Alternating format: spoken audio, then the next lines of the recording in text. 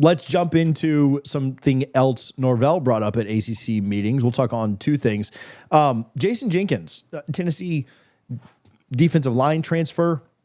He was asked about him specifically. And Richie, we've talked a lot about, the depth chart, our thoughts, where we have concerns, where we feel good, where we have worries. I've talked a lot about defensive line depth, and I do think that it's something that will be very crucial for this team this year. Obviously, defensive line, just at times, not at times, all year was a pretty big struggle, and that obviously has to take a big step forward because Florida State's got to be able to stop the run.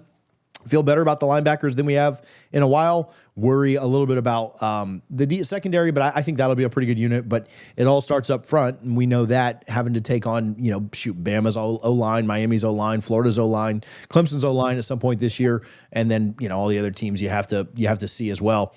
So Jason Jenkins, he was asked about him specifically. He said, "We'll see. That's going to be something that." He is progressing really well in his rehab. I haven't really gotten into what it was. I'm not going to, but to say he's ahead of schedule, I feel very good about where he is. I guess I'm asking you to read between the lines here on what his answer was. Do you think we'll have Jenkins when Alabama comes into town? Again, maybe kind of hinting that he's ahead of schedule and could be back. Do you think this is just him kicking the can down the road? Do you think this is gamesmanship, trying to have other teams preparing like he'll be there? What are your thoughts on the chances that Florida State does have him in the rotation when Alabama comes to town? I think you hit the nail on the head when you said gamesmanship, because I don't think he has any idea. I don't think Norvell has any clue if he will be available or not.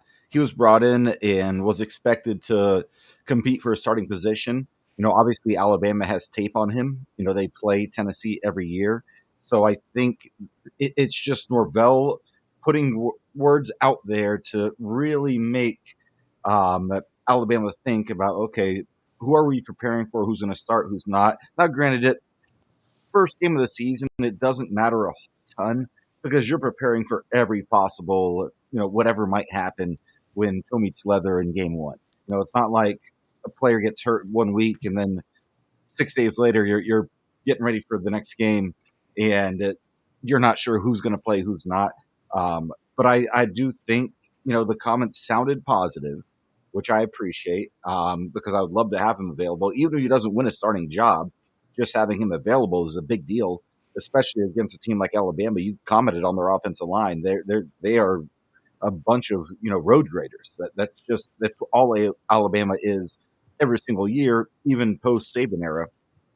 So I'm not sure. I've not heard any inside information or anything on, who may be available, who's not. But I think it's Coach Norvell. I think he worded that perfectly, saying the way he did, saying ahead of schedule to where now, okay, maybe you need to prepare for him, maybe you don't.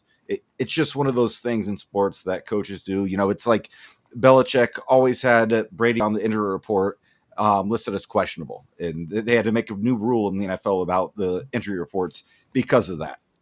I'll get right back to chatting with Richie, but first I do want to give some love to our friends over at Emerald Medical. I've had several of you ask me about it. I've had several of you reach out. Some of you have even called or messaged Emerald Medical for more information. But again, if you're feeling tired, sluggish, or just a little bit off, low testosterone could be the culprit there.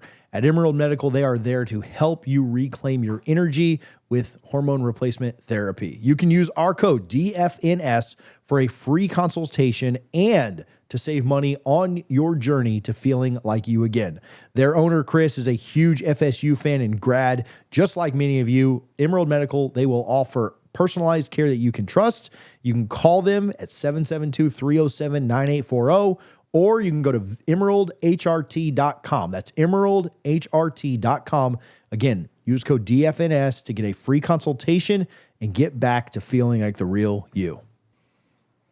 Yeah, I feel like it was more positive than not. I'll say that. Like, I do think he, I think you're right about like gamesmanship and kicking the can down the road and stuff like that. Trying to not get expectations up. But I I felt like it was more positive than not. Although I will say this, not to take it completely to baseball, we've heard a positive update about Cam Leiter every single time he's been asked about him, right? Like on the baseball side. So maybe coaches just do this. Maybe this is just what they do is they kind of give you that little bit of hope and that, hope will kill a man, right? So I don't know. Maybe that's a little bit of what it is, but I felt like this was more positive than I was maybe expecting. And I do. I think Jenkins would be a huge piece, even if he wasn't back for Bama. If you could get him back for that stretch run of, October's where I think it really lightens up. You play Miami first, but then I think you play Pitt, Wake, and Stanford in October. I think if you could have him back for that, that would be huge. Now, we know how difficult November is, but I think if you could have him back post Miami or even by Miami, I think you're still in really good shape there.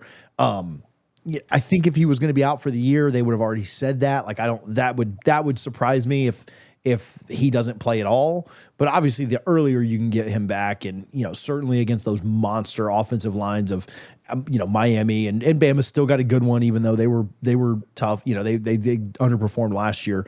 They've still got a better offensive line than, most of the schedule that we play. I think that would be so huge. But again, I took it as slightly more positive than negative. Like it gave me more hope. Maybe I'm just buying into too much. I don't think they would rush him back, but I also think that this was a better update than maybe I would have expected. And Norvell doesn't give a lot away in these things. Like he certainly likes to. I'll say this, not on Norvell specifically. I think the gamesmanship aspect of holding injuries back is pretty stupid in college football. Even when it's like you mentioned Brady, even when it's a quarterback. Because say Castellanos, got hurt the week of the game and they were able to keep that under wraps and nobody knew about it. Does Bama need to prepare for, I'm not trying to call a kid out. Does Bama need to prepare for Brock Glenn? Like, do they need to prepare for Kevin Sperry? It's not like, oh man, Bama's going to waste a bunch of time preparing for Thomas Castellanos and Brock Glenn's going to roll out and they're going to say, oh man, what are we going to do? We didn't prepare for this guy, So I've never really cared about that, and especially not a backup defensive tackle, right? Like I like Jenkins. I think he's going to be very important for us, but I don't know that it matters that much in general. But for whatever reason, coaches love that gamesmanship aspect. They love the keeping their cards close to their vest or whatever. I don't think it's that big of a deal. Yeah, it's like when Manny Diaz would come out with his injury reports at Miami, and it'd be like upper extremity or lower extremity. Like you would never put what the actual injury was. Some coaches are just different. They do it. We'll see. I'm sure North Carolina is going to have a lot of very interesting injury reports week by week this year.